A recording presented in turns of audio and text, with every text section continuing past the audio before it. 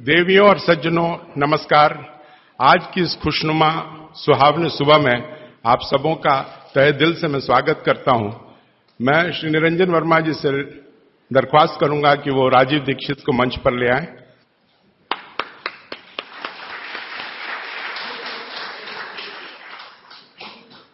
व्याख्यान से पहले मैं प्रभावती जयप्रकाश सेवा केंद्र जो इस कार्यक्रम के आयोजक हैं उनका मैं परिचय देना चाहूंगा।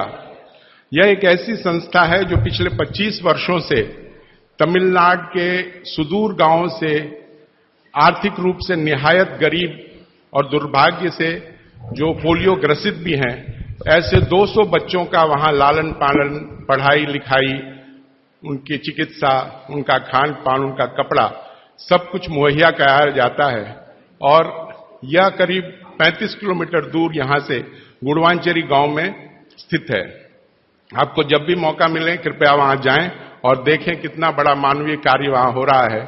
और इस मानवीय कार्य के पीछे जिस हस्ती का सबसे बड़ा हाथ है वो है हमारे देव स्वरूप आदरणीय श्री शोभा कांत जी। मैं उनसे आदर करूंगा, दरख्वास्त करूंगा कि वो मंच पर आएं।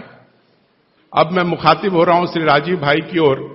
राजीव भाई किसी परिचय के मोहताज नहीं है। पूरा देश उन्हें जानता है कि उनका राष्ट्र चिंतन और जो राष्ट्रीय चेतना की बात वो पिछले 15-20 वर्षों से करते आ रहे हैं, उसने ऐसी जागरूकता फैलाई है जिसके लिए लोग उन्हें हर बार सम्मानित करते हैं। ऐसे राजीव भाई जहां भी राष्ट्रीय चिंतन की बात होगी, जहां भी संस्कृति की बात होगी, हमारी धरोहर की बात होगी, वहां राजीव भाई का नाम शीर्ष पे लिया जाएगा, यह हम सब जानते हैं। और आज वो हमारे बीच में एक दूसरे अवतार के रूप में उपस्थित हुए हैं। वो राष्ट्र धर्म की बात भी करेंगे, लेकिन सबसे ज्यादा बात वो करेंगे हमारे स्वास्थ्य के बारे में, क्योंकि शरीर अगर स्वस्थ रहेगा तो राष्ट्र धर्म और राष्ट्रीय चेतना हम फैला पाएंगे। इसीलिए इन्होंने एक रूप लेके हमारे बीच में वो उपस्थित हुए हैं और वो शरीर की बात करेंगे। यह शरीर जो इस सृष्टि की सबसे बड़ी देन है, इस पृथ्वी पर यह शरीर जो है वो अनमोल है। उस शरीर के बारे में हम उतना नहीं जानते जितना कि हमें जानना चाहिए। और इस शरीर के लिए बहुत सारे ऋषि मुनियों ने अपने अपने तरीके से हमें बताया है। उन्होंने अपने अनुभवों को ग्रंथों में लिखा है, लेकिन जिसे हम पढ़ नहीं पा रहे हैं। ये राजीव दीक्षित जी ऐसे हैं जिन्होंने अष्टांग संग्रह और अष्टांग हृदय जो ऋषि वाग्भट ने लिखा था, उस पर पिछले 3 वर्षों से ऐसा शोध किया है, उसमें इतनी गहन अध्ययन किया है और उन्होंने हम लोगों के बीच में उसको लाने की कोशिश की है बहुत ही सरल और सहज तरीके से, कि उन सूत्रों का अगर हम अपने जीवन में, जो कि बहुत ही सरल है, उसे अगर हम अपने जीवन में उतारें तो हम बहुत ज्यादा उम्र तक बिना किसी डॉक्टर या वैद्य के हम लोग जी सकते हैं। तो मैं अब ज्यादा नहीं बताना चाहूंगा और मैं अब ये पूरा मंच इस नए कलेवर के साथ एक नए अवतार के रूप में उपस्थित राजीव दीक्षित को सौंपता हूं। उससे पहले मैं उन्हें सम्मानित करना चाहूंगा। मैं श्री बंसीलाल जी बजाज, जिन्होंने हमें मीडिया के रूप में बहुत अपने पत्रिका में बहुत ज्यादा हम महत्व दिया पिछले 1 महीनों से, मैं चाहूंगा कि वो आए और माला द्वारा उनका स्वागत करें। श्री शोभा कांत जी शॉल उड़ाकर उनको सम्मानित करेंगे।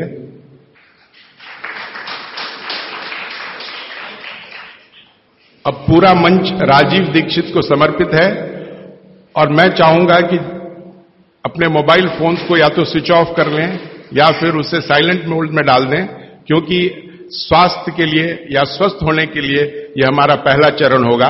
श्री राजीव दीक्षित जी। चेन्नई नगर के सभी सम्माननीय नागरिक बंधुओं, माताओं, बहनों, मैं बहुत आभारी हूं आप सभी का, और विशेष रूप से श्री शोभा कांत जी का, प्रदीप भाई का, निरंजन भाई का, मेघानी भाई, इन सबका बहुत आभारी हूं कि इन सब की प्रेरणा से मुझे आपके बीच में एक ऐसे विषय पर बात करने का मौका मिला जिन विषयों पर मैं पहले बात नहीं करता था। हमारी जो चिकित्सा और स्वास्थ्य का विषय है इस पर बात करने की प्रेरणा मुझे पिछले 3-4 साल पहले हुई, जब मैंने भारत सरकार को एक पत्र लिखा था। मैंने भारत देश की सरकार के स्वास्थ्य मंत्री को एक पत्र लिखा था, ये जानने के लिए कि हमारे देश के लोगों की स्वास्थ्य की स्थिति क्या है। हमारे देश की सरकार हर 10-10 साल में एक जनसंख्या की गणना कराती है, जिसको सेंसस कहते हैं हमारे देश में। तो जब सेंसस होता है तब उस समय ये भी गणना की जाती है कि कितने लोग बीमार हैं, किनको क्या क्या बीमारी है, और कितने लोग स्वस्थ हैं, कितने संपूर्ण स्वस्थ हैं, कितने आधे स्वस्थ हैं। तो मैंने आज से लगभग 4 साल पहले एक पत्र लिखा था स्वास्थ्य मंत्री को, और उसमें एक ही प्रश्न पूछा था कि भारत के लोगों की स्वास्थ्य की स्थिति क्या है। तो हमारे देश के मंत्री महोदय के सचिव ने, सेक्रेटरी ने उत्तर दिया कि देश के लोगों की स्वास्थ्य की जो स्थिति है उसके लिए हम आपको पूरा डाटा भेज रहे हैं, आप उसका अध्ययन करके खुद अंदाजा लगा लीजिए। तो सरकार ने जो मुझको डाटा भेजा वो 1-2 पन्ने का नहीं था, वो काफी 600-700 पन्ने का मोटा सा एक पुलिंदा था। उसमें जो सेंसस की रिपोर्ट थी वो पूरी उन्होंने लिखी थी। वो पढ़कर मुझे बहुत परेशानी हो गई। परेशानी क्या हो गई कि उसमें उन्होंने बताया कि लगभग 112 करोड़ लोग इस देश में रहते हैं, और 112 करोड़ लोगों में स्वस्थ लोगों की संख्या गिनती की 25 से 30 करोड़ है। बस 25 से 30 करोड़ लोग ऐसे हैं इस देश में जिनको स्वस्थ कहा जा सकता है, जिनको किसी तरह का कोई रोग नहीं है, शारीरिक रूप से भी और मानसिक रूप से भी। बाकी जितने भी लोग हैं सभी को कुछ न कुछ तकलीफें हैं। जैसे भारत सरकार के विशेषज्ञों ने यह कहा कि 5 करोड़ लोग इस देश में हैं जिनको डायबिटीज है, मधुमेह है, खराब बीमारी है।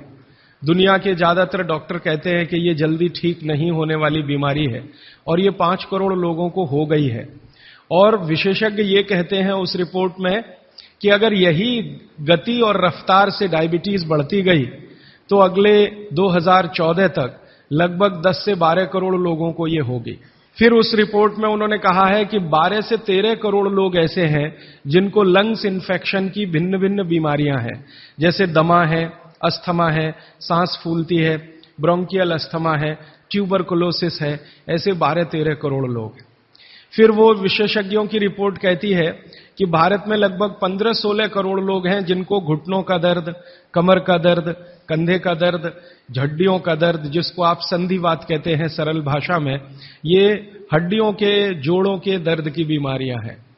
फिर उसी रिपोर्ट में बताया गया है कि 9 से 10 करोड़ लोग हैं जिनको पेट का कुछ न कुछ तकलीफ है, जिनको पित्त की बीमारियों के द्वारा हम लोग अक्सर परिभाषित करते हैं। गैस बनना, एसिडिटी होना, अल्सर होना, पेप्टिक अल्सर होना, हाइपर एसिडिटी होना, वगैरह वगैरह। और ये सब मैं पढ़ता गया, और एक जगह लिखा हुआ था रिपोर्ट में, बहुत परेशान करने वाली बात, कि 20 से 22 करोड़ लोग हैं जिनको आंखों की कुछ न कुछ बीमारी है। या तो कम दिखता है या बिल्कुल नहीं दिखता, रात में नहीं दिखता, दिन में दिखता है तो रंग का अंतर पता नहीं चलता। हम लोग अंग्रेजी में उनको नाइट ब्लाइंडनेस या कलर ब्लाइंडनेस या ग्लूकोमा जैसी बीमारियों से परिभाषित करते हैं। और ये पढ़ते पढ़ते मैं परेशान होता गया। अंत में रिपोर्ट के आखिरी हिस्से में सरकार की तरफ से ये बताया गया था कि ये सब बीमारियां तो हैं और सरकार इनके लिए क्या क्या प्रयास कर रही है। हर साल केंद्र सरकार का बजट है इन बीमारियों को ठीक करने के लिए, वो करीब 96,000 करोड़ रुपए का है, परोक्ष और प्रत्यक्ष दोनों मिलाकर, डायरेक्ट और इनडायरेक्ट। फिर राज्य सरकारों के अलग अलग बजट हैं। उन्होंने बताया कि जैसे तमिलनाडु की राज्य सरकार का बजट 35,000 करोड़ का है, आंध्र प्रदेश की सरकार का बजट 28,000 करोड़ का है। ऐसे अलग अलग राज्यों की सरकारों का बजट है। केंद्र सरकार का बजट और राज्य सरकार का बजट दोनों मिलाकर औसतन मैंने निकाला तो लगभग 1.25 लाख करोड़ रुपए का खर्चा है सरकार की तरफ से। फिर ये पूरी रिपोर्ट पढ़ने के बाद और एक हिस्सा है रिपोर्ट का कि भारत की सरकार कहती है कि विभिन्न बीमारियों का इलाज करने के लिए इस देश में जो डॉक्टरों की संख्या है, जो रजिस्टर्ड हैं, वो 23 लाख हैं। एमबीबीएस, एमडी, एमएस, बीएएमएस माने आयुर्वेद के, और प्लस बीएचएमएस होम्योपैथी के, तीनों विधाओं के, होम्योपैथी, आयुर्वेद और एलोपैथी तीनों मिलाकर सरकार कहती है कि 23 लाख डॉक्टर हैं जो रजिस्टर्ड हैं। अब 23 लाख डॉक्टर और लगभग 70 से 75 करोड़ मरीज, या बल्कि 80 करोड़ मरीज, तो मैंने हिसाब निकाला कि एक डॉक्टर कितने लोगों का इलाज कर सकता है। अगर ईमानदारी से कोई डॉक्टर सवेरे से शाम तक, सवेरे 7 बजे से शाम 7 बजे तक क्लिनिक में काम करे तो ज्यादा से ज्यादा 50 लोगों को वो देख सकता है। अब 23 लाख डॉक्टर हैं और 50 का उसमें गुणा कर दो तो बीमारों की संख्या और जिनका इलाज हो पा रहा है उनकी संख्या में जमीन आसमान का अंतर है। फिर मैंने एक दूसरा पत्र लिखा और मैंने स्वास्थ्य मंत्री को यह कहा कि ये डॉक्टरों की संख्या तो पर्याप्त नहीं है बीमारों का इलाज करने के लिए। क्या सरकार की ऐसी कोई योजना है कि डॉक्टरों की संख्या बढ़ाई जाए? तो मंत्री के यहां से पत्र आ गया कि भारत की सरकार और राज्य की सरकारों ने अब तक जितने डॉक्टर्स बनाए हैं इनको बनाने में करीब 10 लाख करोड़ से ज्यादा का खर्च हो चुका है। अगर ये संख्या हम दुगनी करें तो 20 लाख करोड़ रुपए हमें चाहिए। सरकार के पास इतना धन उपलब्ध नहीं है, इसलिए ये व्यवस्था कैसे आगे बढ़ेगी मालूम नहीं। फिर मैंने भारत सरकार को याद दिलाया कि भारत सरकार ने एक अंतर्राष्ट्रीय समझौता किया हुआ है जिसमें कई देश शामिल हैं और वो समझौते का टाइटल है 2014 तक सभी स्वस्थ। भारत में सन 2014 तक सभी को स्वस्थ हो जाना है, ये सरकार का समझौता है। तो 2014 तक कैसे होने वाला है? मुझे नहीं लगता कि कोई होने की संभावना है। और सरकार स्वीकार करती है कि जिस गति से सरकार काम कर रही है, अगर सभी हिंदुस्तानियों को स्वास्थ्य दिया जाए, चिकित्सा दी जाए, तो कम से कम 350 साल लगेंगे। ये कैलकुलेशन मैंने कैसे निकाला? हर साल जितने डॉक्टर इस देश में पढ़कर निकल रहे हैं, एलोपैथी, होम्योपैथी और आयुर्वेद के, और उसमें देश का जो ग्रोथ रेट है 10%, वो जोड़कर हर साल उनकी संख्या बढ़ती जाए तो 350 साल में सभी को चिकित्सा और स्वास्थ्य मिल जाएगा। अब पता नहीं 350 साल में कितने जीवित बचेंगे और कितने यहां से चले जाएंगे। अब मेरी एक जो दुख की बात है मन की, वो ये कि 350 साल में जनसंख्या अगर जो बढ़ रही है उसको जोड़ दिया इसमें, तो किसी को भी स्वास्थ्य कभी भी उपलब्ध नहीं हो सकेगा। जब ये जानकारी मुझे आई तो मैं बहुत परेशान हुआ और मैंने सोचा कि ये तो बड़ी गंभीर स्थिति है। फिलहाल पिछले कुछ वर्षों से मैं स्वामी रामदेव जी के साथ जुड़ा हूं। उनसे जब मैंने इन सब विषयों पर चर्चा की तो वो भी कहते हैं कि बात तो बहुत गंभीर है, सबको स्वास्थ्य मिलना सरकार के बूते का और सरकार के दम पर और चिकित्सा जो चल रही है इस देश में उसके दम पर तो संभव नहीं है, कोई और रास्ता ढूंढना पड़ेगा। अब दूसरा रास्ता ढूंढने के लिए मैंने भारत देश के कई बड़े चिकित्सकों से बात करना शुरू किया, ऐसे वैद्यों से बात करना शुरू किया जो आयुर्वेद के बड़े पंडित माने जाते हैं इस देश में। विशेष रूप से एक वैद्य हैं हार्डीकर, पूना में रहते हैं और उनका भारत में बहुत बड़ा ऊंचा स्थान है। आजकल हिंदुस्तान के आयुर्वेद चिकित्सा के जो विशेषज्ञ हैं वो उनको आधुनिक चरक कहते हैं, इतनी ऊंची स्थिति है उनकी। हार्डीकर जी की उम्र उनकी लगभग 85 वर्ष हो चुकी है।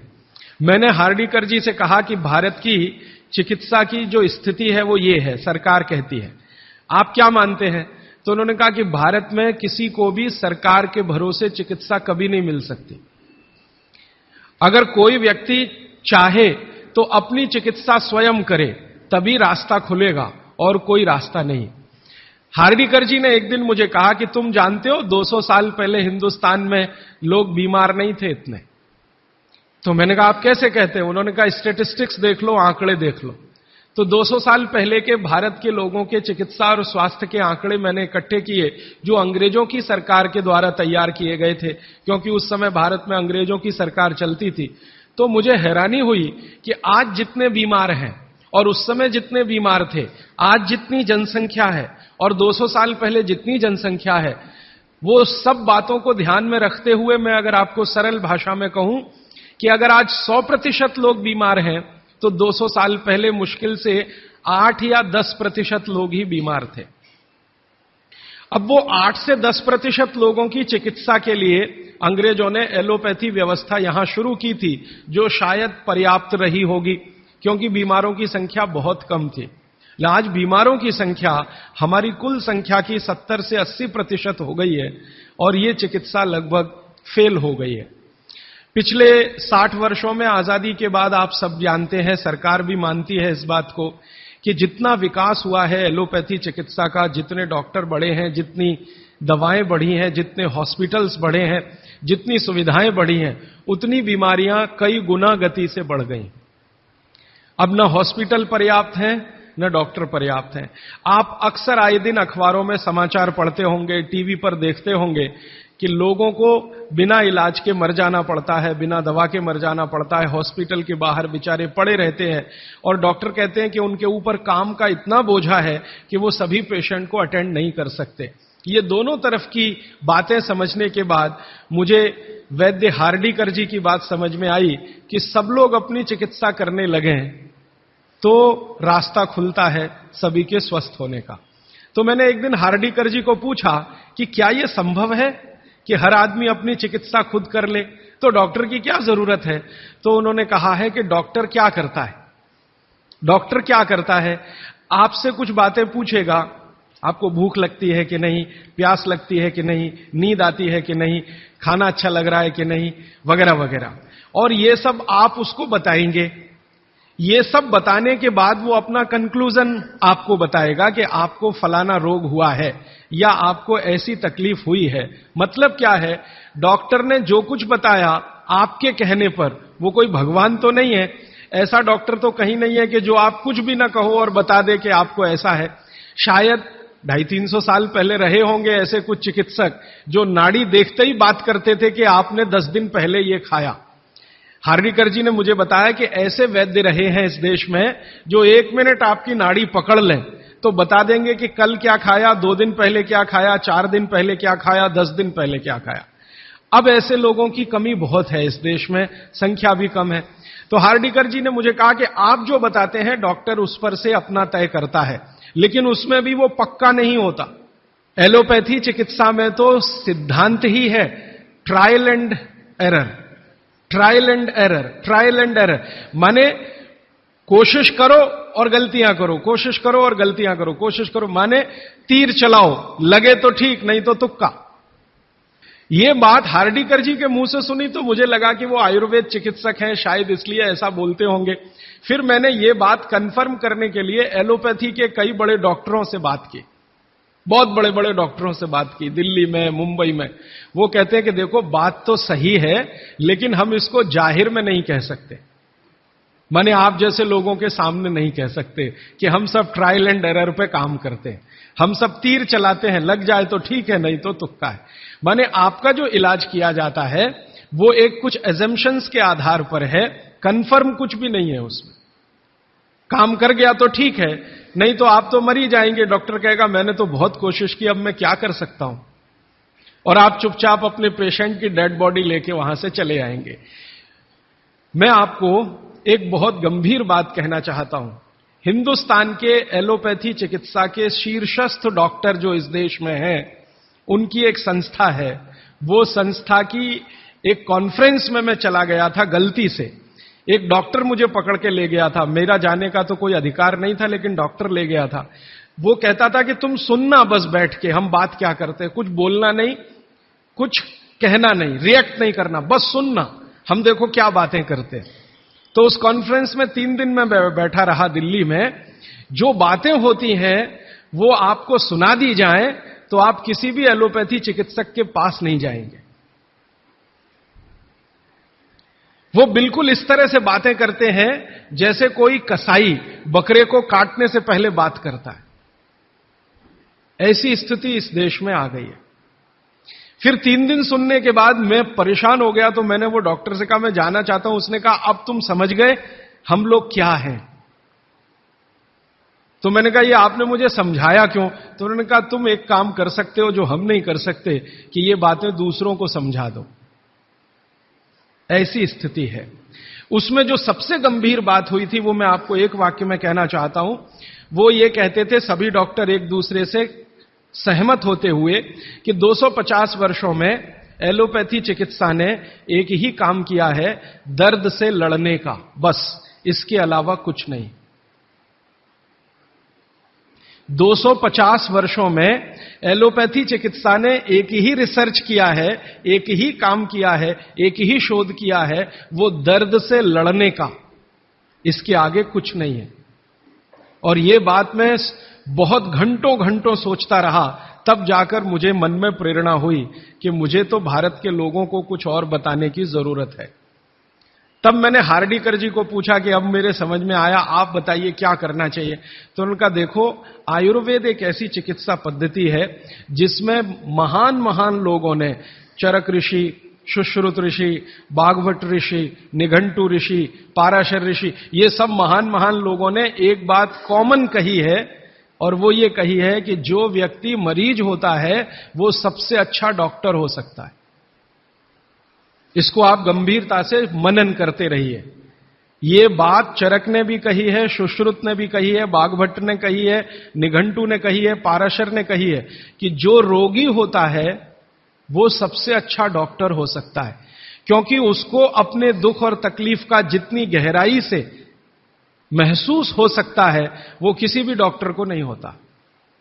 जो अपने दुख तकलीफ को गहराई से महसूस कर सकता है वो चिकित्सा भी कर सकता है, बस उसको कुछ ज्ञान की जरूरत है।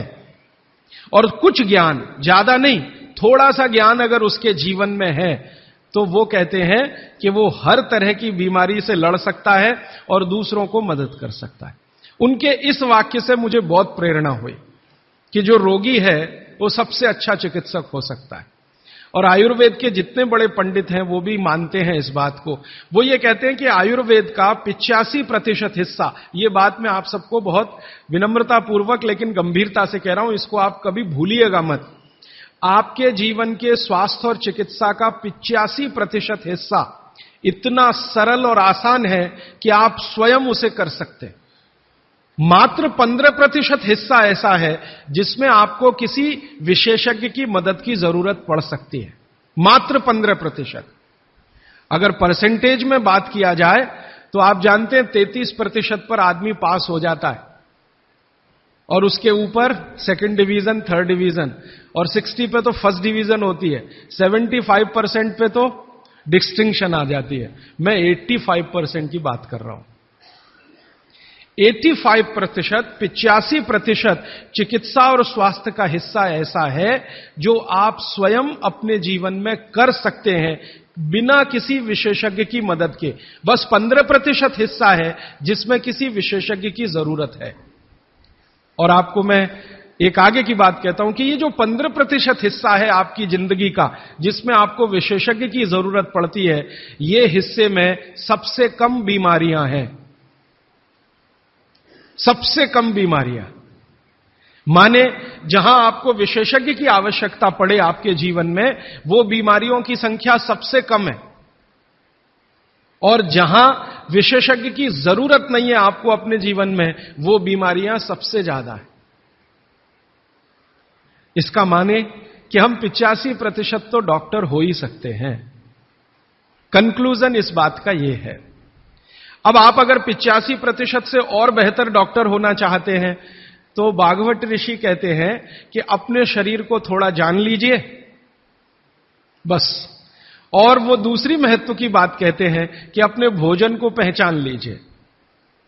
शरीर को जान लीजिए, भोजन को पहचान लीजिए, तो वो कहते हैं आप 100% डॉक्टर हो सकते हैं। शरीर को जान लीजिए मतलब थोड़ा फिजियोलॉजी, थोड़ा एनाटॉमी, आज की भाषा में मैं कहूं थोड़ा शरीर विज्ञान आपको मालूम हो। और ये बहुत आसान है आजकल, कोई मुश्किल काम नहीं है।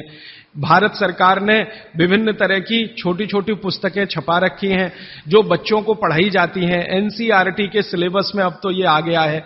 वो किताबें बाजार में उपलब्ध हैं, आप खरीद लाइए और आपको थोड़ा फिजियोलॉजी तो समझ में आ ही जाएगा, थोड़ा बहुत एनाटॉमी समझ में आ जाएगा।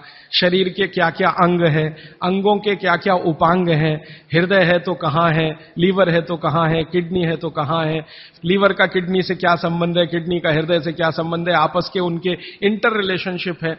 अब तो एक चार्ट आता है कैलेंडर जैसा, मेरी आपको विनती है कि खरीद के एक टांग लीजिए अपने घर में, आपको भी मदद करेगा, आपके बच्चों को भी मदद करेगा। तो ये हिस्सा बहुत आसान है, मुश्किल नहीं है। बस इसमें जो मुश्किल हिस्सा है वो ये कि शरीर के अंगों के और उपांगों के जो नाम हैं वो जो भाषा में दिए गए हैं वो आपको थोड़ा कम समझती है, तो आप आयुर्वेद वाला ले लीजिए, वो आसानी से समझ में आएगा, उनके आपस के संबंध वगैरह वगैरह। मैं इस विषय पर ज्यादा नहीं जाना चाहता क्योंकि ये उपलब्ध है आपके सामने, और इसमें ज्यादा बात करूंगा तो समय खर्च होगा। आपको सिर्फ संकेत कर रहा हूं कि आज आप चाहें तो आज, नहीं तो एक दो दिन में कुछ ऐसी पुस्तकें फिजियोलॉजी एनाटॉमी की खरीद लें, नहीं तो एक कैलेंडर चार्ट आता है वो ले लें, 2-3 कैलेंडर के चार्ट आते हैं वो ले लें। अभी सरकार ने एक 12 कैलेंडर का चार्ट निकाला है, बहुत ही सरल भाषा में है, बहुत आसान है, उसको घर में टांग कर पलटते रहें, देखते रहें। ज्यादा से ज्यादा 8-10 दिन आप देखेंगे, आपको समझ में आ जाएगा लीवर क्या है, हृदय क्या है, किडनी क्या है, आपस के इनके फंक्शंस क्या है। ये बात भागवत जी कहते हैं कि थोड़ा शरीर को जान लो और भोजन को पहचान लो। अब उसमें आगे उन्होंने एक सूत्र लिखा है संस्कृत में कि शरीर को जानना अगर है तो ठीक है, इसको जरा और समझिएगा, शरीर को जानना है तो ठीक है, लेकिन भोजन को पहचानना सबसे ज्यादा जरूरी। माने उनका कहना यह है कि शरीर को जान लें तो ठीक है, नहीं जाने तो भी भोजन को तो पहचान लें। और भागवत जी ने पूरी विनम्रता से, पूरी गंभीरता से एक बात लिखी है कि जिसने भोजन को पहचान लिया उसको जिंदगी में कभी भी किसी चिकित्सक की जरूरत तो नहीं पड़ेगी। अब भोजन को पहचान लिया माने रसोई घर को पहचान लिया, सीधी सी बात है। और भागवत जी कहते हैं कि जीवन की सबसे बड़ी खोज अगर कोई है तो वो रसोई घर है। और वो कहते हैं कि सबसे बड़ा विज्ञान अगर कोई है तो ये रसोई घर का विज्ञान है, जिसको भोजन विज्ञान कहें या पाक शास्त्र कला कहें, जो भी बात आप कहना चाहें। वो ये कहते हैं कि इससे बड़ी खोज पूरी दुनिया में हुई नहीं और अगले हजारों साल होगी नहीं। इतनी गहरी बात वो कहकर चले गए यहां से। वो कहते हैं कि पिछले हजारों साल में हुई नहीं भोजन से ज्यादा रिसर्च, और अगले हजारों साल में होगी नहीं। और मैं अपने अनुभव से और आप खुद अपने अनुभव से ये बात कह सकते हैं कि दुनिया में भोजन और रसोई पर सबसे ज्यादा रिसर्च अगर कहीं हुई तो भारत में हुई, और अगले हजारों साल भी होगी तो भारत में ही होगी। क्यों? दूसरे देशों में भोजन ही नहीं है, रिसर्च क्या करेंगे? हो भोजन तब तो रिसर्च करें। आप में से बहुत सारे लोग यूरोप गए होंगे, अमेरिका गए होंगे, आप देखिए भोजन क्या है उनके पास, ले दे के एक पाव रोटी और डबल रोटी। अब वो आलू से खा लो या प्याज से खा लो, प्याज से खा लो कि आलू से खा लो, उसको बीच में काट के प्याज भर लो या प्याज बगल में रख के खा लो। उसको पिज्जा कह दो, बर्गर कह दो, हॉट डॉग कह दो, कोल्ड डॉग कह दो, वो प्रिपरेशन तो एक ही है ना।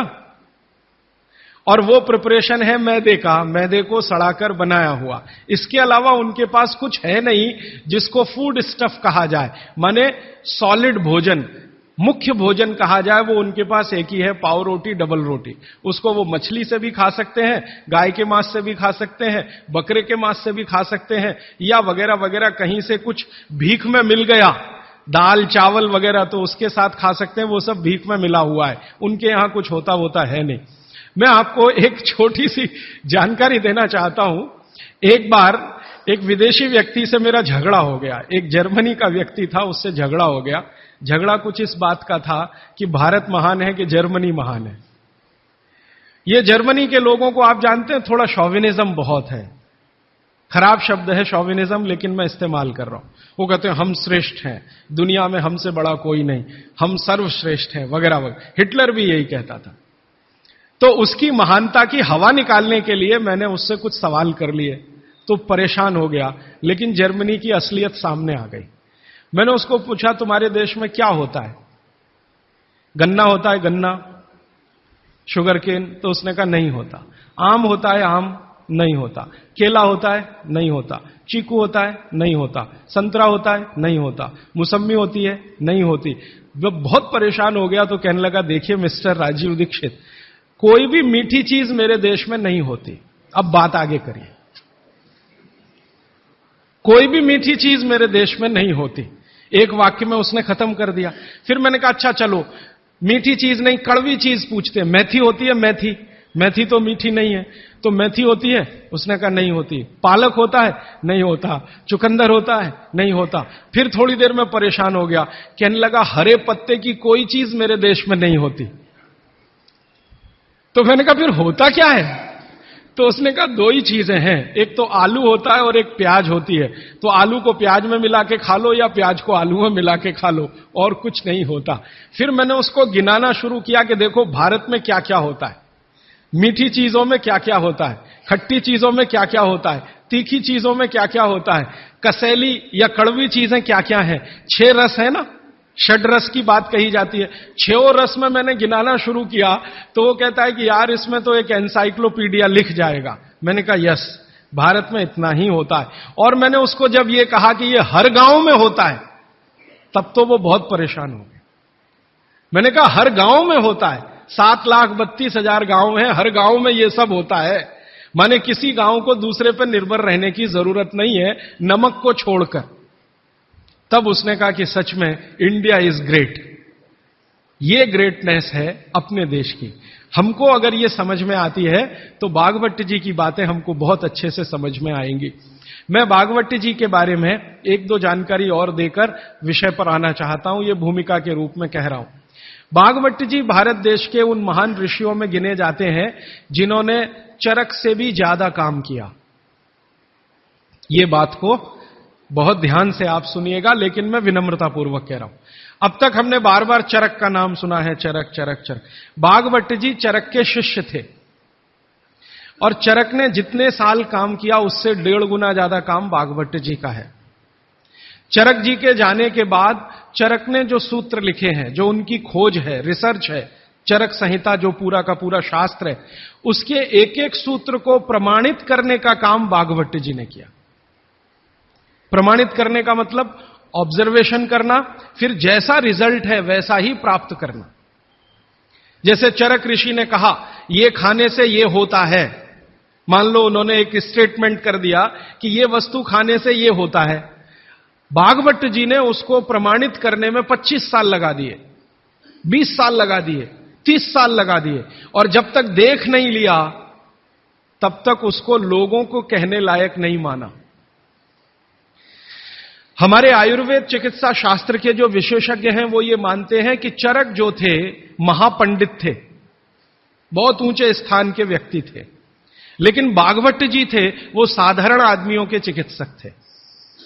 इसका मतलब क्या है? इसका मतलब यह है कि चरक ने जो बातें बहुत गहराई से और गूढ़ शब्दों में कही हैं, भागवत जी ने उनको बहुत सरल करके साधारण लोगों की समझ में आए वैसा प्रस्तुतिकरण कर दिया है। भागवत जी की ये 2 पुस्तकें अष्टांग हृदयम और अष्टांग संग्रहम पढ़ने के बाद मुझे लगा कि मैंने चरक को पढ़ लिया, सुश्रुत को पढ़ लिया, निघंटु को पढ़ लिया, सबको पढ़ लिया, क्योंकि उन्होंने सबका निचोड़ डाल दिया उसमें। और वो ये कहते हैं कि अब मैंने जो तैयार कर दिया है अष्टांग हृदयम या अष्टांग संग्रहम, ये आम आदमी के लिए है। वो चाहे तो इसका पालन करे और अपने जीवन में मेरी तरह से सुखी और निरोगी रहे। भागवत जी 135 वर्ष तक जिंदा रहे और उनके शिष्य बताते हैं कि उन्होंने इच्छा मृत्यु को धारण किया। माने उनकी इच्छा हो गई थी कि अब बहुत दिन जिंदा रहने से कोई फायदा नहीं है, तो मृत्यु को वरण किया। ऐसे पंडित आदमी, इतनी कमांड अपने शरीर पर। और वो ये कहते हैं जब मृत्यु को जा रहे थे तो उनके शिष्य कह रहे थे कि परेशान हम हो जाएंगे, आप चले जाएंगे। उनका कोई परेशानी नहीं है, ये शरीर छोड़ूंगा, दूसरा धारण करूंगा। जैसे तुम शर्ट बदलते हो मैं बदल लूंगा, लेकिन अब मुझे जाना चाहिए, इस शरीर का सीमा हो गया है। ऐसे व्यक्ति जिन्होंने मृत्यु को धारण किया अपनी इच्छा से, उन्होंने जो कुछ अपने जीवन में किया है वो 2 ही पुस्तकों में सारा समाहित है। तीसरी कोई पुस्तक उन्होंने लिखी नहीं। और वही दोनों पुस्तकों में कुल मिलाकर 7,000 सूत्र हैं। 7,000 2 पुस्तकों में कुल मिलाकर 7,000 सूत्र हैं। सभी सूत्र संस्कृत में हैं, ये तो आप जानते ही हैं, क्योंकि उस जमाने में हिंदी थी नहीं, तमिल थी नहीं, तेलुगु थी नहीं, ज्यादा से ज्यादा संस्कृत ही थी या प्राकृत थी। तो संस्कृत में उन्होंने सब कुछ लिखकर छोड़ दिया।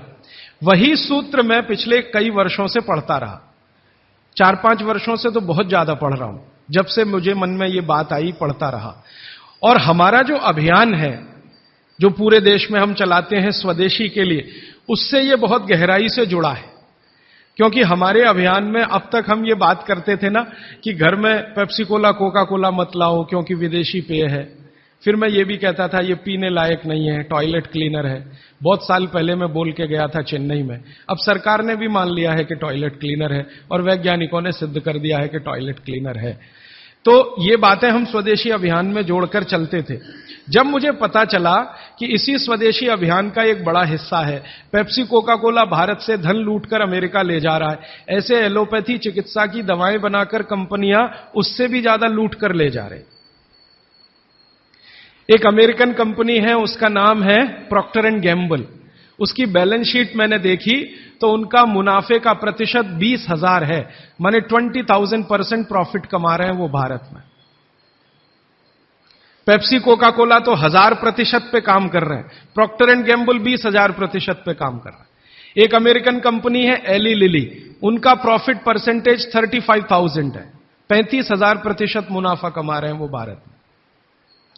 तो ध्यान में आया कि विदेशी कंपनियां पेप्सी कोका कोला बेचकर जितना धन कमा रही हैं, उससे कई गुना ज्यादा एलोपैथी की दवाएं बेचकर कमा रही हैं।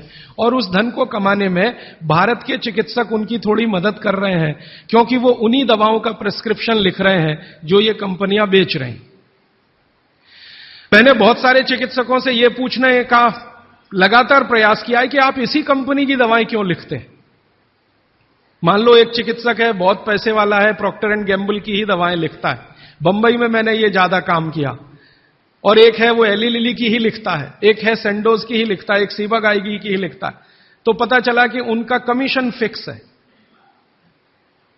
ये खराब शब्द बोलने के लिए आप मुझे माफ करेंगे, डॉक्टरों का कंपनियों से कमीशन फिक्स है। माने कमीशन जो कंपनी ज्यादा देगी वो उसका प्रिस्क्रिप्शन लिखेंगे। इसका मतलब यह है कि उनको आपकी चिकित्सा से कोई लेना देना नहीं है, उनको अपने कमीशन की चिंता है। और वो कमीशन खाकर ऐसी दवाएं भी लिखेंगे आपको जो जरूरत नहीं है, गैर जरूरी है। अक्सर आपने देखा है कि एक साथ कोई डॉक्टर का प्रिस्क्रिप्शन है, 18-20 गोलियां लिखी हुई हैं, 4 सुबह 4 दोपहर 4 शाम 4 रात गोलियां ऐसे खिलाते हैं जैसे सब्जियां खाएं हम। और वो तो कहते हैं कि सब्जी वब्जी खाओ ही मत, गोलियां ही खाते रहो। हाँ, विटामिन बी के लिए भी गोली खा लो, विटामिन सी के लिए भी गोली खा लो, विटामिन ए के लिए भी गोली खा लो, और गोली से भी ज्यादा इंजेक्शन लगवा लो। और अब तो उन्होंने पता नहीं क्या क्या सब बना दिया। माने जो प्रकृति हमें दे रही है उसके चक्कर में न फंस के ये गोलियों के चक्कर में फंसो, ताकि कंपनी का माल बिके, ताकि उनका भी कमीशन बढ़े। ये पूरे देश में चल रहा है, कहीं ज्यादा कहीं कम। मैं आपको विनम्रतापूर्वक ये कहने आया कि जिस चिकित्सक को भगवान मानकर आप उसके पास जाते हैं, पैसे भी देते हैं, फीस भी देते हैं, लेकिन वो दवा आपको देता है कमीशन के आधार पर कि ज्यादा कमीशन है तो ये दवा लिखनी है, नहीं तो नहीं लिखनी। और भारत की सरकार बिल्कुल भी फेल हो चुकी है इस कमीशन खोरी को रोकने में। और मेडिकल काउंसिल ऑफ इंडिया के पास ऐसा कोई कार्यक्रम नहीं है कि डॉक्टरों की कमीशन खोरी पर वो कंट्रोल कर सके। जो शपथ लेकर डॉक्टर निकल रहे हैं उसके ठीक उल्टे काम वो अपने जीवन में कर रहे हैं। एक शपथ उनको दिलाई जाती है, वो शपथ लेकर निकलते हैं, उसमें बड़ी बड़ी बातें हैं, लेकिन जीवन ठीक उसका उल्टा है। तो ये सब बातों को ध्यान में रखकर मुझे ऐसा लगा कि भागवत जी की बात जो वो कहते हैं कि 85% जो जीवन की चिकित्सा है वो हर व्यक्ति स्वयं कर सकता है, 15% के हिस्से में विशेषज्ञ की जरूरत है। तो मुझे लगा कि जो 85% है वो तो जानो। और वो जानने के लिए 5-6 साल जो काम किया मैंने, उसमें से कुछ सूत्र मैंने निकाले। भागवत जी के 7,000 सूत्र हैं। सभी सूत्रों पे बात करूं तो कम से कम तो महीना सवा महीना लगता है, वो भी रोज 3 घंटे बात करूं तो मैंने कहा और सोचा कि इतना समय किसी के पास भी नहीं है और शायद मेरे पास भी नहीं है, तो इनमें से कुछ सूत्र हैं जो बहुत जरूरी लगते हैं, वो निकालो। तो भारत में जैसे मैंने हार्डीकर जी का नाम लिया, उनकी मैंने मदद ली इसमें। और हार्डीकर जी के बराबर के कई ऐसे वैद्य हैं, उनकी मदद मैंने ली और मैंने कहा कि आप मुझे बताओ ये सूत्र, ये सूत्र, ये सूत्र, ये सूत्र बहुत ही जरूरी है, बिना इसके आदमी का जीवन ही नहीं चलेगा, ये पहले मुझे बता दो। तो उन्होंने बताना शुरू किया, तो वो 7,000 से घट के 3,000 तक आए। फिर मैंने कहा ये 3,000 में मुझे बताओ, तो 3,000 से 1,000 पर आए, फिर 500 पर आए, फिर 500 से 50 पर आ गए। और वो 50 के बाद भी उन्होंने कहा अगर तुम ये 50 भी नहीं बता सकते तो ये 15 तो जरूर बता दो। तो मैं तो आपको 50 तो कम से कम बताने ही वाला हूं, क्योंकि अगले 5-6 दिन मेरे पास समय है, लेकिन उन 50 में जो 15 हैं वो सबसे महत्वपूर्ण हैं। भागवत जी खुद मानते हैं और उनके नीचे के जितने भी विशेषज्ञ हुए हैं पिछले हजारों सालों में, वो भी मानते हैं कि ये सबसे महत्वपूर्ण सूत्र है। उसमें से पहला सूत्र मैं बात शुरू करता हूं। आपके पास अगर कागज पेन हो तो जरूर निकाल लीजिए, नोटबुक है तो बहुत अच्छा होगा, डायरी है तो बहुत ही अच्छा होगा, क्योंकि पता नहीं दोबारा कब कौन व्यक्ति इस विषय पर आपसे बात करने आएगा। और अगर नहीं है कागज पेन कॉपी तो भी चिंता मत करिए, क्योंकि मैंने पिछले कुछ वर्षों में काम करते करते ये सूत्रों को किताब में भी लिख डाला है। मैंने किताब बना दी है, भागवत संहिता जो है, मैंने भागवत जी की अष्टांग हृदयम और अष्टांग संग्रम, इनके सूत्रों को कलेक्ट करके सेलेक्ट करके 3 भाग में एक पुस्तक बनाई है, पार्ट 1, पार्ट 2, पार्ट 3, अष्टांग हृदयम, भाग 1, भाग 2, भाग 3। मूल लेखक भागवत जी हैं, मैंने सिर्फ सिलेक्शन किया है और सिलेक्शन के साथ आज के हिसाब से उसको थोड़ा विश्लेषित किया है। जैसे मैं एक उदाहरण दूं तो आपको मेरी बात समझ में आए। भागवत जी ने एक सूत्र लिखा, अब मैं संस्कृत में बात नहीं करूंगा क्योंकि समय बढ़ जाएगा। एक सूत्र उन्होंने लिखा कि भोजन को बनाते समय, इसको माताएं बहनें सब बहुत ध्यान से सुने, पुरुष भी सुने तो अच्छा है। भोजन को बनाते समय पवन का स्पर्श और सूर्य का प्रकाश अगर नहीं मिला, किसको? भोजन को। जिस भोजन को आप बना रहे हैं या पका रहे हैं, उसको पकाते समय पवन का स्पर्श और सूर्य का प्रकाश नहीं मिला, वो भोजन कभी नहीं करना। क्यों? तो वो आगे लिखते हैं, ये भोजन नहीं विष है। और फिर आगे लिखते हैं कि दुनिया में 2 तरह के विष हैं। एक ऐसे विष होते हैं जो तत्काल असर करते हैं और एक ऐसे विष होते हैं जो धीरे धीरे असर करते हैं। तत्काल असर वाले विष आप जानते हैं, जीभ पर 1 ड्रॉप डालो मर जाओ, ऐसे बहुत विष हैं। और धीरे धीरे असर करने वाले विष माने 2 साल में, 5 साल में, 10 साल में, 15 साल में, 20 साल में असर करेंगे और आपको मरने की स्थिति में पहुंचा देंगे। तो सूत्र उनका इतना है कि जिस भोजन को बनाते समय पवन का स्पर्श और सूर्य का प्रकाश ना मिले, वो भोजन को कदापि ना करें, क्योंकि वो विष है। अब ये तो सूत्र है, पहले संस्कृत है, मैंने वो हटा दिया, संस्कृत नहीं कहा, सीधे हिंदी में कहा। अब इस हिंदी का विश्लेषण करें, हम कहना क्या चाहते हैं वो, और आज के हिसाब से विश्लेषण करें, सन 2007 के हिसाब से विश्लेषण करें। अब तक मैंने जो बोला वो भागवत जी का हिस्सा था, अब जो वो बोल रहा हूं वो मेरा हिस्सा है। भागवत जी कह रहे हैं कि प्रेशर कुकर का भोजन ना करें, क्योंकि प्रेशर कुकर एक ऐसी तकनीक है जिसमें भोजन बनाते समय ना तो सूर्य का प्रकाश जा सकता है, ना पवन का स्पर्श उसको मिलेगा। प्रेशर कुकर से जो भी है वो हवा बाहर तो आ सकती है, बाहर की हवा अंदर जाने की उसमें कोई डिवाइस नहीं है, कोई रास्ता नहीं। सूर्य का प्रकाश उसमें अंदर जाए ऐसी कोई टेक्नोलॉजी उसमें डेवलप नहीं हुई है। तो भागवत जी ने 3,500 साल पहले कहा, शायद उनको ये अंतर चेतना में आ गया होगा कि ये कभी ना कभी आदमी प्रेशर कुकर बना ही लेगा। ये मैंने मजाक में कहा, लेकिन आज के हिसाब से आपको समझ में आए इसके लिए। तो वो ये कहते हैं कि प्रेशर कुकर का भोजन ना करें, माने हमारे घर में एक प्रेशर कुकर है जिस पर भागवत जी का सिद्धांत लागू नहीं होता। माने सिद्धांत ऐसे लागू नहीं होता कि हम उसका खाना खाएं, ना खाएं, वो विष है। फिर मैंने वैज्ञानिकों से बात की कि ये प्रेशर कुकर का भोजन विष है, ऐसा भागवत जी कहते हैं, आपका क्या कहना है? तो हमारे देश में CDRI नाम की एक बड़ी लेबोरेटरी है, सेंट्रल ड्रग रिसर्च इंस्टीट्यूट। वहां के 2 साइंटिस्टों ने कहा कि यार काम तो हमने करके देखा है, बात सही है भागवत जी। मैं कहता हूं ये टीवी पे बोलो, तो उन्होंने कहा ये प्रेशर कुकर कंपनियां गर्दन काट देंगी हमारी। टीवी पे नहीं बोल सकते हम। तुम चाहो तो बोलो। मैंने कहा आपकी रिसर्च क्या कहती है? वो ये कहते हैं कि ये जो प्रेशर कुकर है ज्यादा से ज्यादा या 99% एल्यूमिनियम के बने हुए हैं। एल्यूमिनियम आप जानते हैं। और वो ये कहते हैं कि भोजन रखने और बनाने का सबसे खराब मेटल अगर कोई है तो एल्यूमिनियम ही है। सबसे खराब मेटल जिसमें भोजन को आप रखें और भोजन को पकाएं वो एल्यूमिनियम ही है।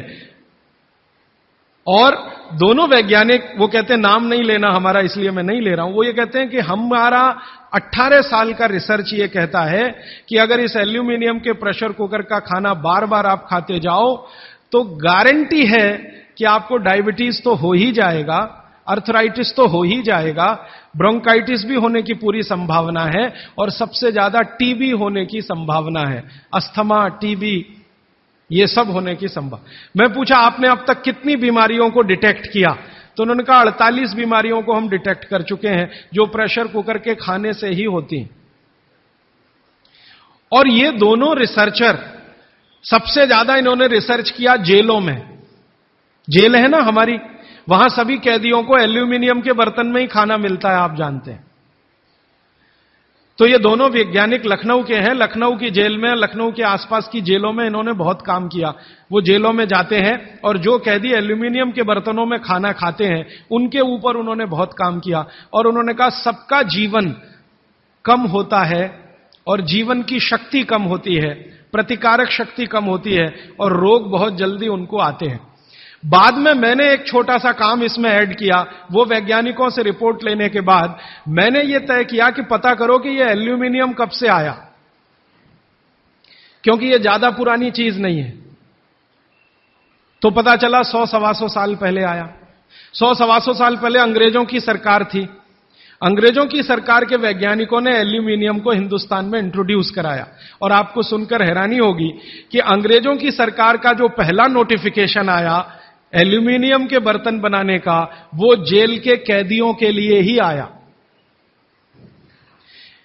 और उनका यह तय हुआ था कि जेल के कैदियों को एल्यूमिनियम के बर्तनों में ही भोजन दिया जाए, क्योंकि ये सब भारत के क्रांतिकारी हैं और अंग्रेजों को इन्हें मारना है। उस जमाने में आप जानते हैं जेल में कोई भी होता था तो वो क्रांतिकारी होता था। भगत सिंह हो या उधम सिंह, चंद्रशेखर हो या अशफाक उल्ला, राजेंद्र नाथ लाहिड़ी हो या ठाकुर रोशन सिंह, ये सब तो क्रांतिकारी थे जो जेलों में जाया करते थे अंग्रेजों के जमाने। इनको जानबूझकर एल्यूमिनियम के बर्तन में ही खाना देना है ताकि ये जल्दी मरे या मरने की स्थिति में आ जाए। तो समझबूझकर अंग्रेजों की सरकार ने एल्यूमिनियम के बर्तन इस देश में इंट्रोड्यूस किए। अब परिणाम क्या हुआ? अंग्रेज तो चले गए, लेकिन जेलों में आज भी यह नियम चल रहा है कि भोजन एल्यूमिनियम के बर्तनों में ही दिया जाएगा। अंग्रेज चले गए फिर भी यह काम चल रहा है। और अब मुश्किल यह हो गई है कि वो जेलों से हमारे घर में आ गया और हमारे घरों से ज्यादा गरीबों के घर में आ गया। ज्यादा गरीब लोगों के भोजन तो सारे एल्यूमिनियम के बर्तनों में ही बन रहे हैं और वो बेचारे बिना जाने बूझे ट्यूबरकुलोसिस और अस्थमा जैसी बीमारियों के शिकार हो रहे हैं। तो भागवत जी का सूत्र तो बहुत सरल है, सिंपल है कि जो भोजन को बनाते समय सूर्य का प्रकाश या पवन का स्पर्श ना मिले वो भोजन कभी नहीं करना। मैंने उदाहरण के लिए आपको समझा दिया कि प्रेशर कुकर का भोजन नहीं करना क्योंकि ये जहर है। एक और चीज है अपने घर में, रेफ्रिजरेटर। रेफ्रिजरेटर भी एक ऐसी वस्तु है, एक ऐसी डिवाइस है, एक ऐसी टेक्नोलॉजी है जिसमें सूर्य का प्रकाश नहीं जा सकता, पवन का स्पर्श भी नहीं हो सकता। और एक तीसरी चीज है अपने घर में, माइक्रोवेव ओवन।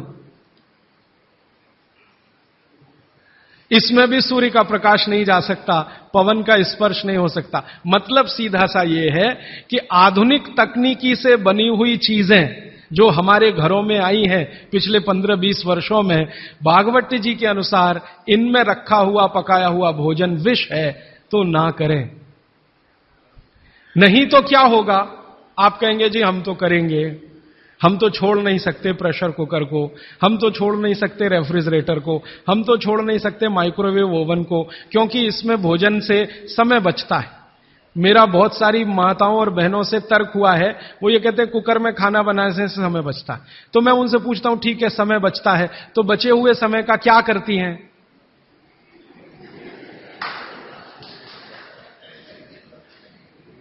तो ज्यादातर माताओं बहनों का उत्तर है सास भी कभी बहू देखते हैं। इधर प्रेशर कुकर में खाना बना के समय बचा, फिर हमने टीवी के सामने वो समय इन्वेस्ट कर दिया, तो नेट रिजल्ट क्या?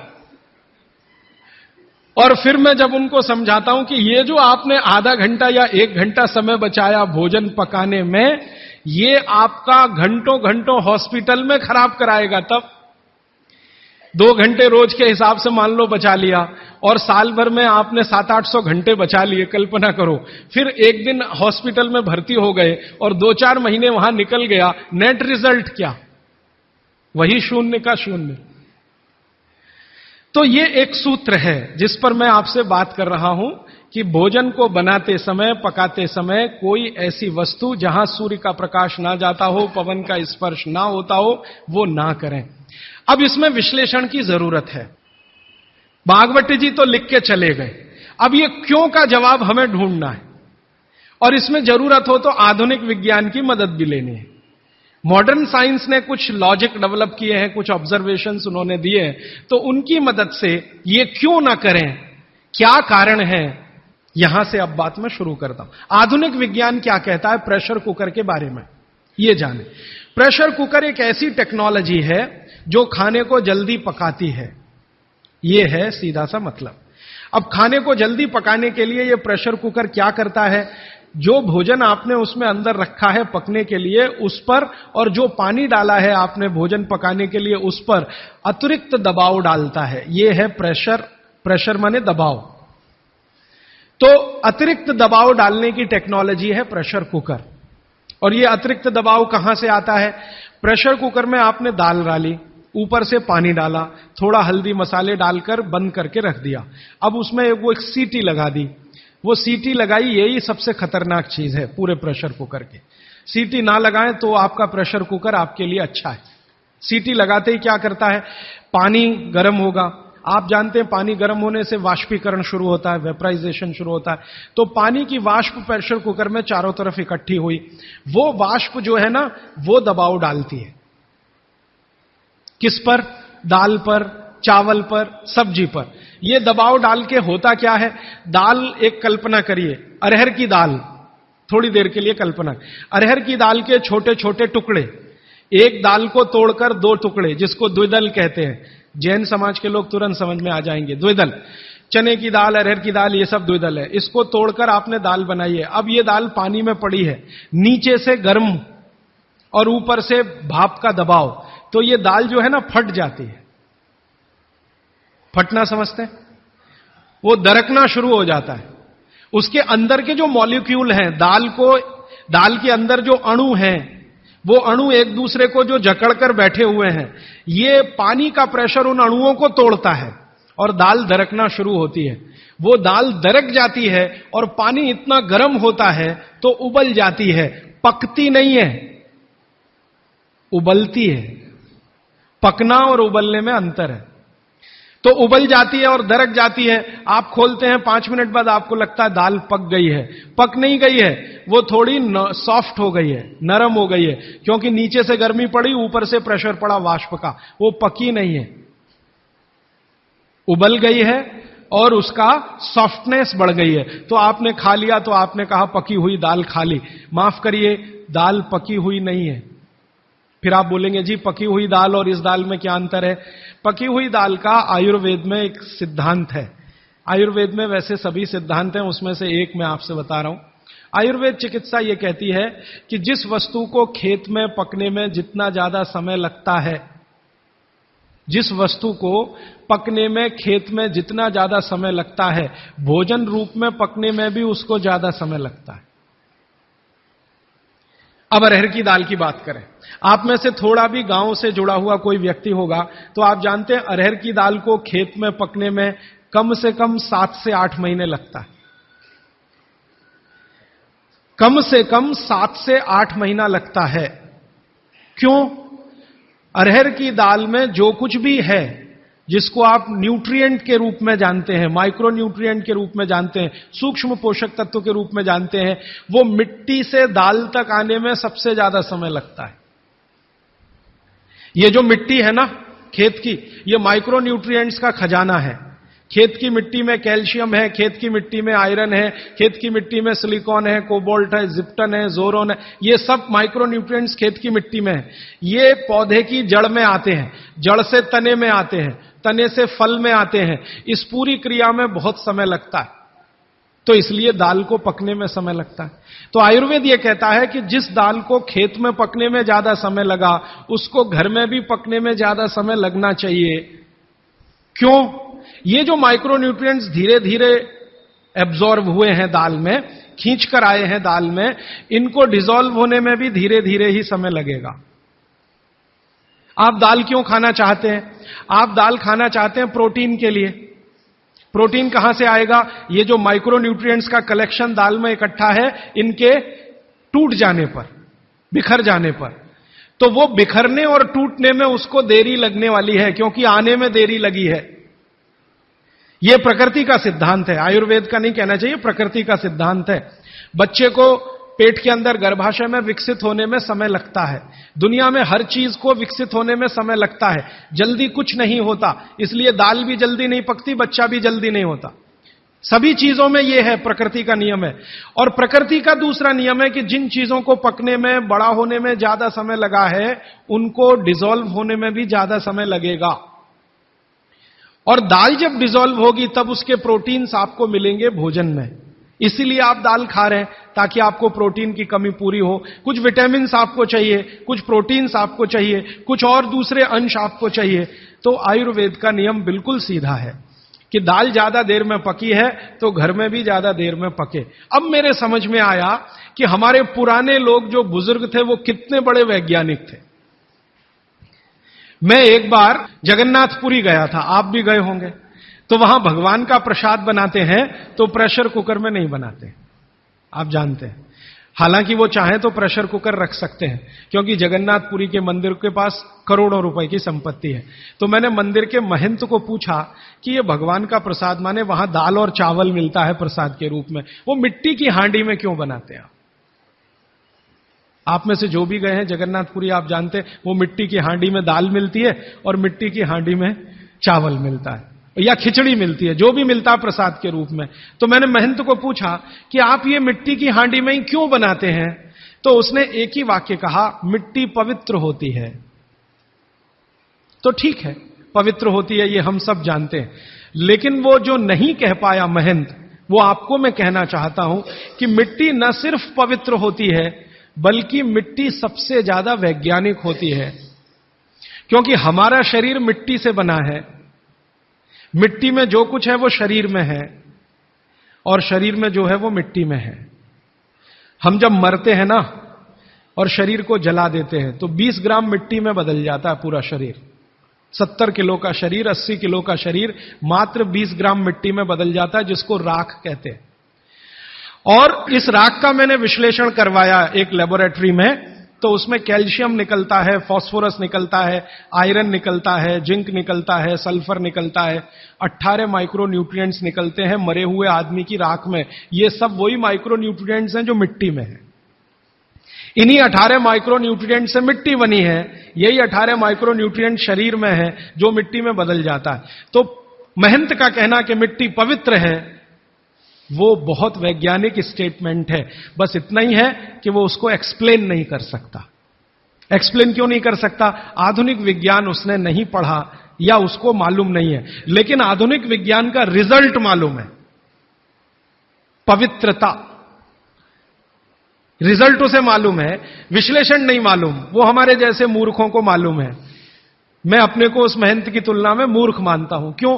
क्योंकि मुझे यह विश्लेषण करने में 3 महीने लग गए, वो बात 3 मिनट में समझा दिया कि मिट्टी पवित्र है। तो ये मिट्टी की जो पवित्रता है, उसकी जो माइक्रो न्यूट्रिएंट्स की कैपेसिटी या कैपेबिलिटी है, उसमें से आई है। तो मिट्टी में दाल आई है, दाल आपने पकाई है, तो महंत कहता है कि मिट्टी पवित्र है, इसलिए हम मिट्टी के बर्तन में ही दाल पकाते हैं। भगवान को पवित्र चीज ही देते हैं, अपवित्र चीज भगवान को नहीं दे सकते। अच्छा, मैं वो दाल ले आया और भुवनेश्वर लेके गया, पुरी से भुवनेश्वर। भुवनेश्वर में CSIR का एक लेबोरेटरी है, council of science and industrial research का लेबोरेटरी है, जिसको रीजनल रिसर्च लेबोरेटरी कहते हैं। तो वहां ले गया, कुछ वैज्ञानिकों से कहा ये दाल है, उन्होंने कहा हाँ ये पुरी की दाल है। मैंने कहा इसका विश्लेषण करना है, इस दाल में क्या है। तो उन्होंने कहा यार ये तो बड़ा मुश्किल काम है, 6-8 महीने लगेगा। मैंने कहा ठीक है फिर भी। तो उन्होंने कहा हमारे पास पूरे इंस्ट्रूमेंट नहीं है, हमारे पास जो जो चाहिए वो नहीं है, आप दिल्ली ले जाओ तो बेहतर है। तो मैंने कहा दिल्ली ले गया तो खराब तो नहीं होगी? उन्होंने कहा नहीं होगी, क्योंकि ये मिट्टी में बनी है। तो पहली बार मुझे समझ में आया मिट्टी में बनी है तो खराब नहीं होगी। तो मैं ले गया दिल्ली तक, सच में ले गया। और भुवनेश्वर से दिल्ली पहुंचने में आप जानते हैं करीब करीब 36 घंटे से ज्यादा लगता है। दिल्ली में दिया, कुछ वैज्ञानिकों ने उस पर काम किया और उनका जो रिजल्ट है, जो रिसर्च है, जो रिपोर्ट है, वो ये है कि इस दाल में एक भी माइक्रो न्यूट्रिएंट कम नहीं हुआ पकाने के बाद भी। इस दाल में एक भी माइक्रो न्यूट्रिएंट कम नहीं हुआ पकाने के बाद भी। फिर मैंने उन्हीं वैज्ञानिकों को कहा कि भैया प्रेशर कुकर की दाल का भी जरा देख लो। तो उन्होंने कहा ठीक है वो भी देख लेते हैं। तो प्रेशर कुकर की दाल को जब उन्होंने रिसर्च करके देखा तो उन्होंने कहा इसमें माइक्रो न्यूट्रिएंट्स बहुत ही कम है। मैं पूछा परसेंटेज वाइज बता दो। तो उन्होंने कहा अगर अरहर की दाल को मिट्टी की हांडी में पकाओ और 100% माइक्रो न्यूट्रिएंट्स हैं तो कुकर में पकाने में 13% ही बचते हैं, 87% नष्ट हो गए। मैं पूछा कैसे नष्ट हुए? तो उन्होंने कहा ये जो प्रेशर पड़ा है ऊपर से और इसने दाल को पकने नहीं दिया, तोड़ दिया, मॉलिक्यूल्स टूट गए हैं, तो दाल तो बिखर गई है, पकी नहीं है, बिखर गई है, सॉफ्ट हो गई है। तो खाने में हमको ऐसा लग रहा है कि ये पका हुआ खा रहे हैं, लेकिन वास्तव में वो नहीं है। पके हुए से मतलब ये होता है कि जो माइक्रो न्यूट्रिएंट्स आपको कच्चे रूप में शरीर को उपयोग नहीं आते, उनको आप उपयोगी बना लें, इसको पका हुआ कहते हैं आयुर्वेद में। जो सूक्ष्म पोषक तत्व कच्ची अरहर की दाल खाने में शरीर को उपयोगी नहीं आएंगे, वो उपयोगी आने लायक बनाएं, उसको पका हुआ कहा जाता है या कहेंगे। तो उन्होंने कहा कि ये मिट्टी की हांडी की दाल बहुत बहुत क्वालिटी में ऊंची है, बशर्ते कि आपके प्रेशर कुकर की। और दूसरी बात तो आप सभी जानते हैं, वो मुझे सिर्फ रिपीट करनी है कि मिट्टी की हांडी की बनाई हुई दाल को खा लीजिए तो जो उसका स्वाद है वो जिंदगी भर नहीं भूलेंगे आप। इसका मतलब क्या है? भारत में चिकित्सा का और शास्त्र पाक कला का ऐसा विज्ञान विकसित हुआ है जहां क्वालिटी भी मेंटेन रहेगी और स्वाद भी मेंटेन रहेगा। तो मिट्टी की हांडी में बनाई हुई दाल को खाएं तो स्वाद बहुत अच्छा है और शरीर की पोषकता उसकी इतनी जबरदस्त है कि दाल का सही खाने का मतलब उसमें है। तब मैंने गांव गांव घूमता रहता हूं तो पूछना शुरू किया, तो बोलते हैं लोग कि ज्यादा नहीं 30-40 साल पहले सब घर में मिट्टी की हांडी की दाल थी। मेरी दादी को पूछा तो दादी कहती है कि हम तो जिंदगी भर मिट्टी की दाल ही खाते रहे। तब मेरे समझ में आया कि मेरी दादी को डायबिटीज क्यों नहीं हुआ। तब मुझे समझ में आया उसको घुटने का दर्द क्यों नहीं हुआ। तब मुझे समझ में आया उसके 3200 दांत मरने के दिन तक सुरक्षित थे, क्योंकि हमने उसका अंतिम संस्कार किया। अगले दिन जब राखी लेने गए तो सारे दांत उसके 32 के 32 निकले। तब मेरे समझ में आया कि 94 साल की उम्र तक मरते समय चश्मा क्यों नहीं लगा उसकी आंखों पे, और जीवन के आखिरी दिन तक अपने कपड़े खुद अपने हाथ से धोते हुए मरी थी। ये कारण है कि शरीर को आवश्यक माइक्रो न्यूट्रिएंट्स की पूर्ति अगर नियमित रूप से होती रहे तो आपका शरीर ज्यादा दिनों तक बिना किसी दूसरे की मदद के काम करता है। तो माइक्रो न्यूट्रिएंट्स पूरा सप्लाई मिला दाल में, जो खाई थी उसने मिट्टी की हांडी में पका पका के। और न सिर्फ दाल पकाती थी वो मिट्टी की हांडी में, बल्कि दूध भी मिट्टी की हांडी में पकाती थी, घी भी मिट्टी की हांडी से ही निकालती थी, दही का मट्ठा भी मिट्टी की हांडी में ही बनता था। अब मेरे समझ में आया कि हजारों साल से मिट्टी के बर्तन क्यों इस देश में आए। हम भी एल्यूमिनियम बना सकते थे। देखिए बात मैं आपसे कहने जा रहा हूं वो ये कि हिंदुस्तान भी 2000 साल पहले, 5000 साल पहले एल्यूमिनियम बना सकता था, क्योंकि एल्यूमिनियम का रॉ मटेरियल इस देश में भरपूर मात्रा में है। बॉक्साइट, हिंदुस्तान में बॉक्साइट के खजाने भरे पड़े हैं, कर्नाटक बहुत बड़ा भंडार, तमिलनाडु, आंध्र प्रदेश बॉक्साइट के बड़े भंडार हैं। हम भी बना सकते थे, अगर बॉक्साइट है तो एल्यूमिनियम बनाना कोई मुश्किल काम नहीं है, लेकिन हमने नहीं बनाया क्योंकि उसकी जरूरत नहीं थी। हमको जरूरत थी मिट्टी की हांडी की, इसलिए हमने मिट्टी की हांडी बनाई और उसी पर सारे रिसर्च और एक्सपेरिमेंट किए। इसलिए कुम्हारों की एक पूरी की पूरी जमात इस देश में खड़ी की गई कि तुमको भैया मिट्टी के ही बर्तन बनाने हैं। माने तुमसे बड़ा वैज्ञानिक कौन? अब ये कुम्हार जो इतने बड़े वैज्ञानिक हैं इस देश के, जो मिट्टी के बर्तन बनाकर हजारों साल से दे रहे हैं हमारे स्वास्थ्य की रक्षा करने के लिए, हमने उनको नीची जाति बना दिया। हम कैसे मूर्ख लोग! वो नीचे कहां है जरा बताइए। अगर प्रेशर कुकर की कंपनी जो बना रही है प्रेशर कुकर वो ऊंचा आदमी है, तो ये कुम्हार नीचा कैसे हो गया? ये ऊंचा नीचा हमने डाल दिया इस देश में, इसी ने देश का सत्यानाश कर दिया।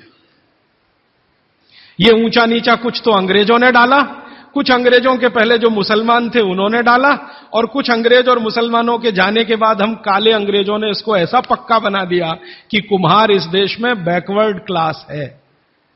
जो सबसे बड़ा वैज्ञानिक काम कर रहा है मिट्टी के बर्तन बना बनाकर आपके माइक्रो न्यूट्रिएंट्स को, आपके सूक्ष्म पोषक तत्वों को कम नहीं होने देने के लिए मिट्टी का सिलेक्शन करता है। वो आपको मालूम है हर एक मिट्टी से बर्तन नहीं बनते। एक खास तरह की मिट्टी है वही बर्तन बनाने में काम आती है, और एक खास तरह की मिट्टी है जो हांडी बनाती है, दूसरे खास तरह की मिट्टी इसमें कुल्हड़ बनता है, तीसरे खास तरह की मिट्टी में कुछ और बनता है। ये मिट्टी को पहचानना कि इसमें कैल्शियम ज्यादा, इसमें मैग्नीशियम ज्यादा इसलिए हांडी इससे बनाओ, और इसमें कैल्शियम मैग्नीशियम कम है इसलिए इसका कुल्हड़ बनाओ, ये तो बहुत बहुत बारीक और विज्ञान का काम है। ये सब कुम्हार कर रहे हैं, हजारों साल से कर रहे हैं, बिना किसी यूनिवर्सिटी में पढ़े हुए कर रहे हैं। तो हमें तो वंदन करना चाहिए, उनके सामने नतमस्तक होना चाहिए। कितने महान लोग हैं। दुर्भाग्य से सरकार की कैटेगरी में वो बैकवर्ड क्लास में आते हैं। तो ये जो मिट्टी के बर्तन की बात हुई, वो मिट्टी के बर्तन की बात इसलिए कि माइक्रो न्यूट्रिएंट्स का सब कुछ सामान्य रहता है, इसलिए हमारे यहां एल्यूमिनियम के बर्तन या दूसरे मेटल के बर्तन का चलन कम है। भगवान के लिए तो बनाते नहीं, धातुओं के बर्तन में खाना नहीं बनता, सभी मंदिरों में भोजन और प्रसाद ज्यादातर मिट्टी के।